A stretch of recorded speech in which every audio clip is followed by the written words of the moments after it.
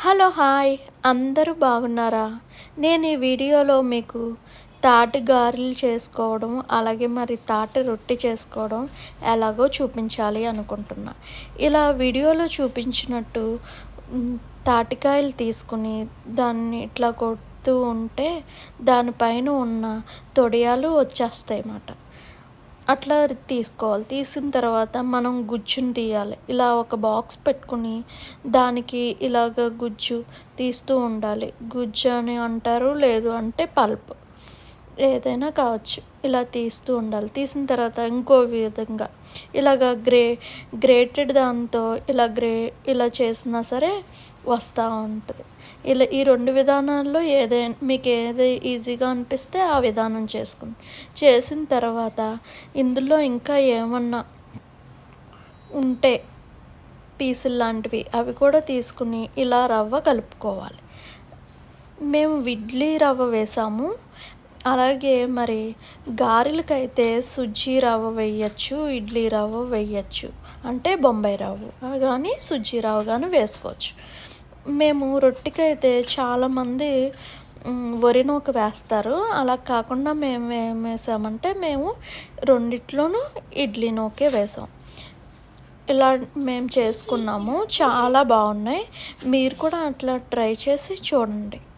ఈ సీజన్లో మనకు తాటికాయలు దొరుకుతాయి కదా, అందుకని మేము చేసుకున్నాం. ఇది మన ట్రెడిషనల్ డిష్ అన్నమాట. అందరికీ ఇష్టం ఉంటుంది. అలాగే మరి చాలా ఐరన్ కూడా.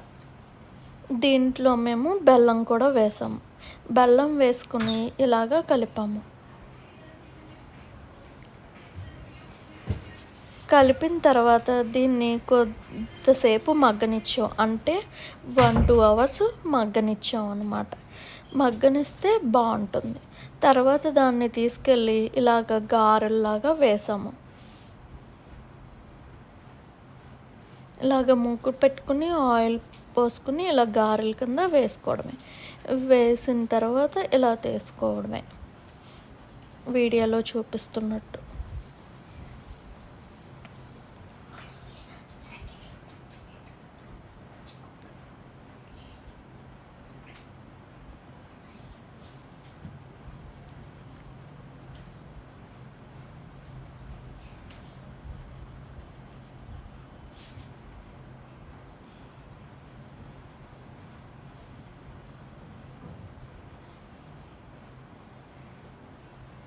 మేము ఏదో ట్రై చేసాము, ఇలా రౌండ్ బాల్స్ కూడా వేసుకుని. మీరు కూడా చేసుకోండి, అవి కూడా బాగున్నాయి. అలాగే మరి ఇప్పుడు తాటి రొట్టె మాట ఇలా మూకుడు పెట్టుకుని లైట్గా ఆయిల్ పోసుకుని ఇలాగా పిండి వేసి దాన్ని ఒత్తడమే. ఒత్తిన తర్వాత మూత పెట్టి మగ్గనివ్వాలి.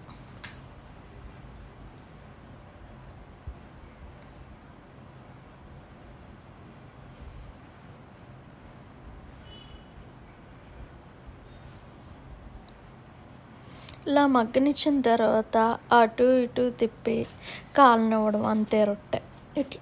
రొట్టె తయారైపోయింది. మా వీడియో చూసినందుకు చాలా thank you. Please like and subscribe to my channel.